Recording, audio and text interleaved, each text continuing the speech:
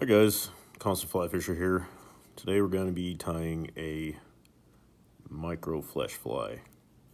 Don't get scared, it's not as small as you think it is. So, materials we're going to need is a Tiemco 2487 or similar.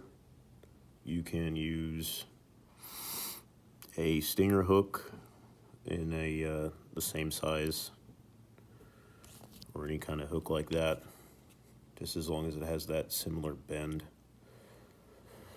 Next thing we're going to need is thread, and I'm using Danville's 70 denier Flymaster waxed in a 6/0, and it's this color, a little bright orange. I usually use it for my hot spots.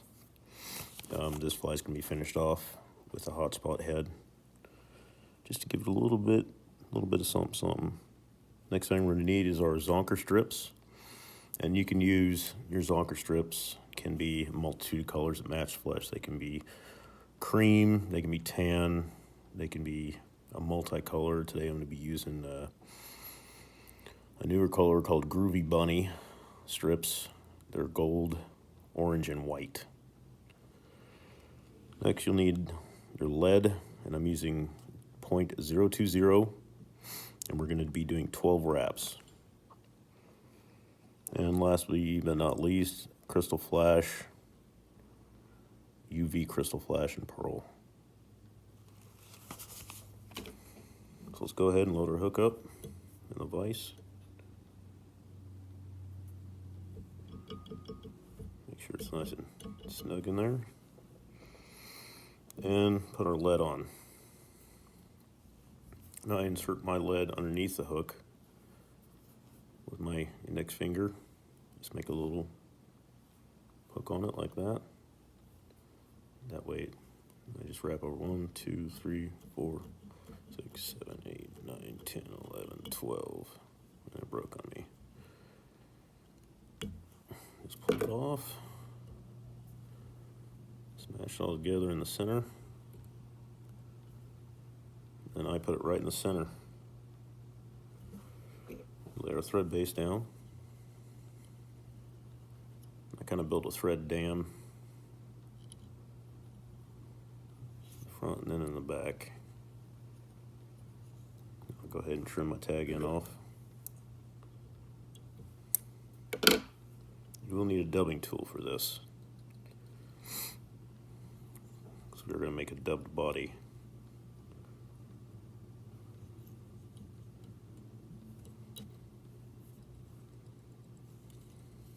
And I will be using a not a Mark Petitjean, but a Stone Foe clip. We're going to be sticking the rabbit zonker strip into this clip and putting it into a dubbing loop and then wrapping the body. So you can use a chip clip, which is fine. I originally used a chip clip.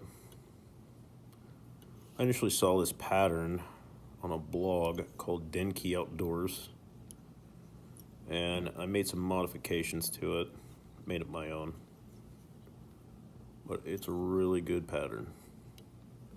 Once I get all that lead wire covered up there to where I like it, I'm going to go ahead and unbind my thread. I'm going to take it back to the end of that barb, or the end of the hook shank in this point. I'm going to go ahead and cut one strand off my fibers here. And this is an easy way to keep all your stuff in the pack. You just cut a slit, pull the strands out. Let's go ahead and make that cut. I just need one strand. Now, I'm going to route my strand behind my thread and then fold it in half.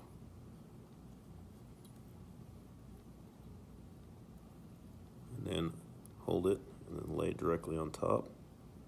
Put it exactly where I want it, and then put my thread over 1, 2. I'm going to go underneath like I do on my tails. Just wrap it in like that. It's nice and secure in there. And unwind my thread because it's getting all kinds of crazy. go ahead and do a half hitch for good measure. All right. So now we can go ahead and create a dubbing loop. It doesn't have to be big because this is not a big fly.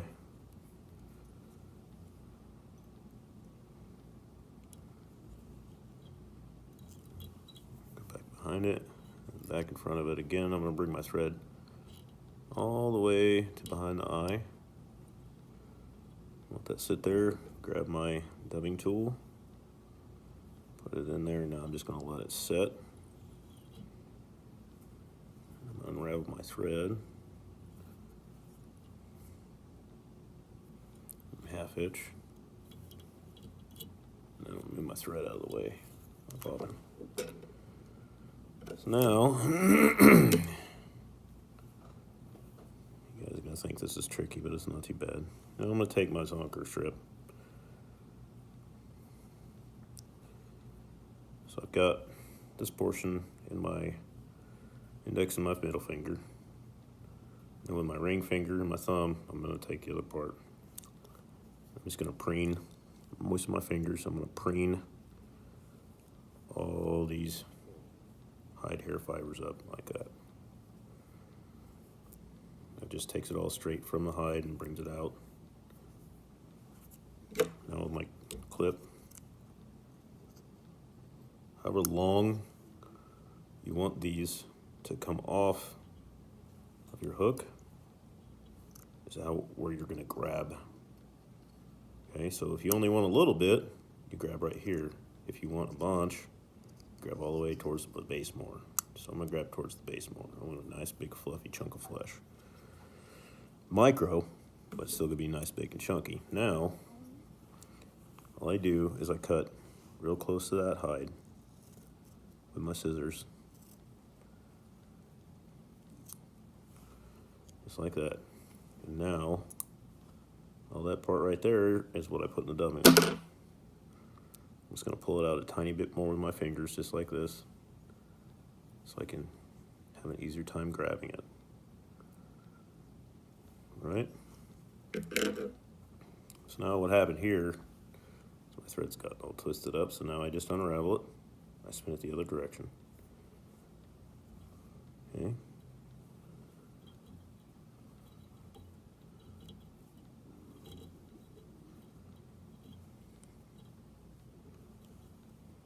And now it's separated back out.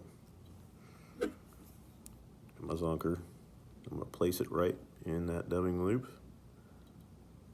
Now it's gently going to close.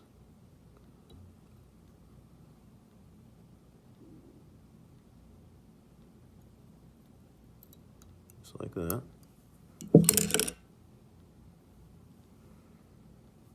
So now that's trapped in my dubbing loop. And then all I do is twist. And there we go.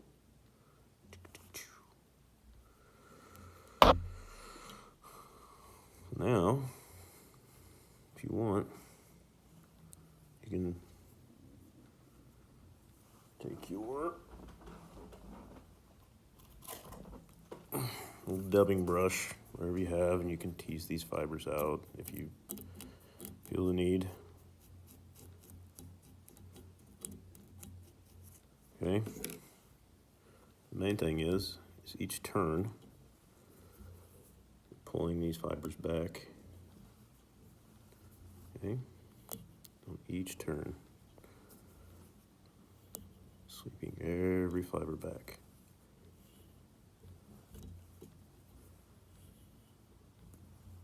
Just like that.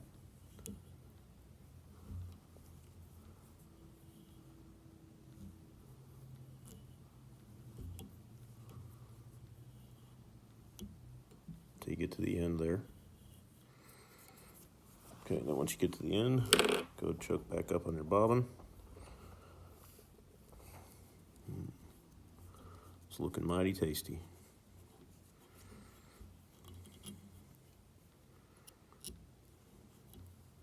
You go ahead and go over once. Pull those fibers back twice and 3 times. Now I'm going to let the weight of that bobbin hold that thread down. I'm going to trim that excess. I'm going to secure it a little bit more. Unravel my thread. I'm going to do a couple half hitches. 1, 2, secure it.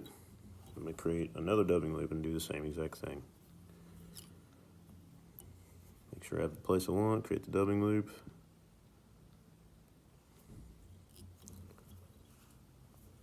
Just like that. I'm going to take the thread back up to the front. Stick my dubbing loop tool back in.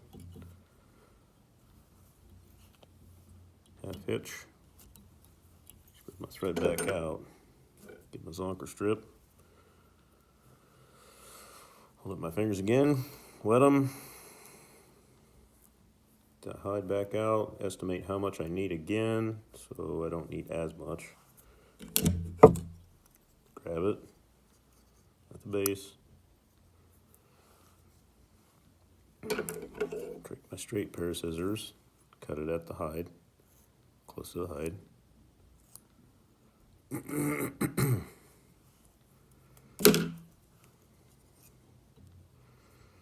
Stick it back in.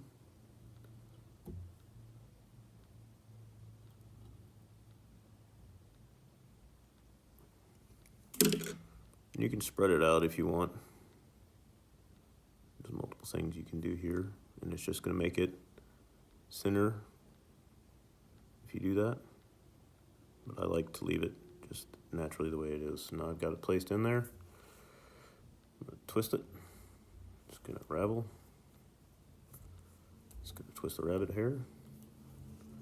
Now it's kind of bunched up. The way it's raveled, I don't like that, so now I'm going to just bring it out a little bit. Okay. Pull everything back. Each time I wrap, move forward.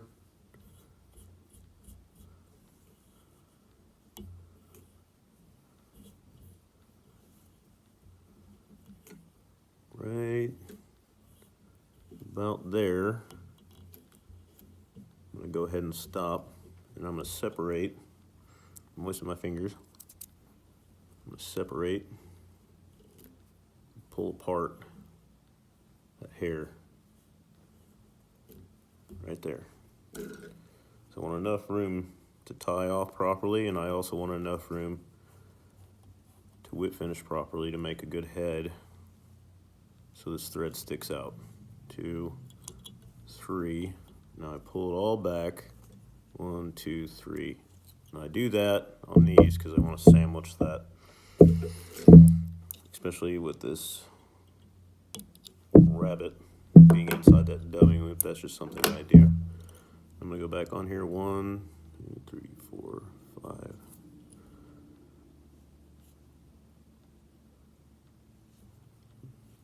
This is just the way I kind of build up a hotspot head here.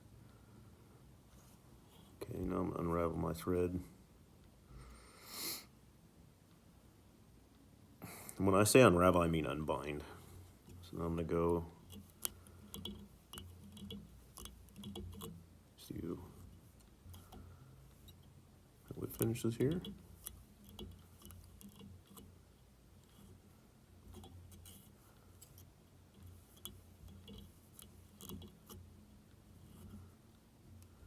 Make sure they're all locked in secure. Take it. I'm going to go ahead and come in and cut my thread. And that is the finished fly minus what I call dressing the fly. Cutting this tail. So I see how far all these go back, and I cut the flash just a tiny bit longer. That's how I do it. So if you compress all this together, that flash is just a tiny bit longer. So now, one thing I do is I take my bodkin and I separate that right by the hook.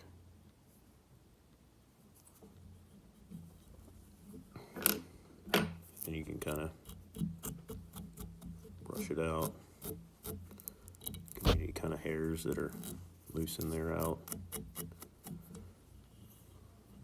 go. That is my version of a micro flesh. And as you can see, there's my pinky. You can see my thumbnail on my pinky. It's about the size it is.